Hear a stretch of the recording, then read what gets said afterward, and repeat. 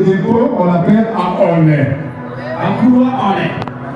C'est un principe pour griller de la viande ou des poissons frais. Les poissons frais, les poissons fumés. Ça vous prend du temps pour que ça puisse se refroidir. C'est comme ça que les ancêtres utilisaient ça. Nos parents d'ailleurs utilisaient ça pour préparer. Quand on prépare avec ça, c'est très délicieux. Ça ne vous prend pas peu de temps comme la casserole. Parce que d'abord, ça doit se chauffer. Et après s'être réchauffé, c'est alors que ça va commencer à cuire la nourriture. Et on utilisait des louches là en bois. Des louches en bois. Le pao en bois, donc ça n'a pas, on ne nous a pas donné le nom, on a cherché le nom en nous. Le pao, ce n'est pas là en nous, mais on a d'autres coups. Pour l'époux, c'est ça. Pour l'époux, c'est ça que j'ai amené. Le père. Votre l'appelle le père. Et pour l'époux, ça vous permet de préparer les haricots. oui. On va écraser pour faire des anguillas. Appelons ça confiture des haricots peut-être. Ouais. Auquel on y ajoute des outils. Outils que on vous a placé de l'autre côté. Oui, les outils là, les esquisser aussi.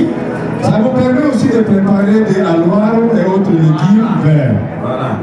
Les poules à viande et autres, on prépare avec le aole. Pour préparer les anguilles, vous avez besoin de ça, c'est le filtre à sel. Ça vous filtre le sel indigène. Donc, la cendre est là, de quelques bois qu'on a brûlé, ça vous permet de filtrer et on les verse dans le pot pour préparer l'anguilla ou la loireau. Ici, à côté, nous avons des keikei, des tamis ou kiyongira à langage actuel. Voilà. On passe ici. Nous avons en main. Il a en main ce que nous appelle le wal. Comment vous appelez ça? Aguacapi. Ça c'est aguacapi. Nos parents, nos ancêtres vivaient avec ça. Et ça doit avoir cette caractéristique. Vous ne devez pas prendre ça n'importe comment.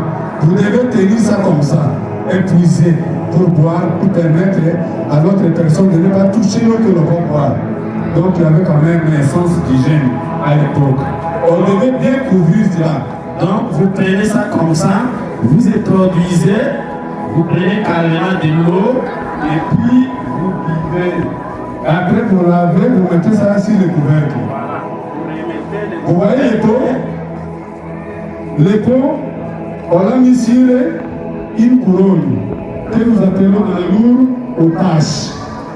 C'est que les alours disent qu'une autorité est en train de menacer ses agents, on dit tâche La couronne, c'est le symbole de liberté. Voilà. Mais, où est-ce qu'on met la couronne? Sur la tête. Si quelque chose encore se place au-dessus de la couronne, ça devient maintenant de l'oppression. C'est comme ça que quand vous ne pouvez pas dire un mot dans une assemblée, on vous opprime, alors à ce moment-là, vous utilisez cette expression. Qu'est-ce que je vais dire? Aboulou ou Iotage? Je n'ai pas de mots à dire parce qu'il y a des puissants à côté de moi. Voilà. Et puisque nous parlons de calebasse, à l'époque, on utilisait ceci pour conserver aussi la calebasse, pour conserver les semences. Et c'était aussi un guet-apens pour les rats. Quand ils arrivent, ils tombent facilement, ils ne peuvent pas s'accrocher contre la calebasse. C'est comme ça que les ancêtres utilisaient ceci, la calebasse, pour garder les semences. Et même s'il y a eu beaucoup de souterrains, les aides des souterrains et les techniques là, on cache dedans. Ce type de calebasse, vous l'appelez comment la loupe? Cholo. Ça veut dire du cholo. Dans la chola kendechi, on a juste enlevé, on a arraché la bouche simplement, et ça vous permet de prendre des mandros. Alors, quand on vous donne des mandros avec cette calebasse, n'espérez pas en principe une deuxième calebasse. C'est surtout une calebasse. C'est la Pourquoi je dis? Alors, c'est ce qu'on appelle wall. Quand on dit en nous que cuit de wall par là, c'est ça. Wall, c'est la moitié de la calebasse. Il ne faut pas Ça veut dire avec chose. Quand vous donnez des mandros avec ce type de calebasse, qu'est-ce que vous allez faire? On va demander à la maman qui vous donne la mandro que tu dois parler. Donc fermez la bouche. Voyez un peu ce que ça représente. Excusez, aidez-moi le terme, mon ami. Voilà. Voilà.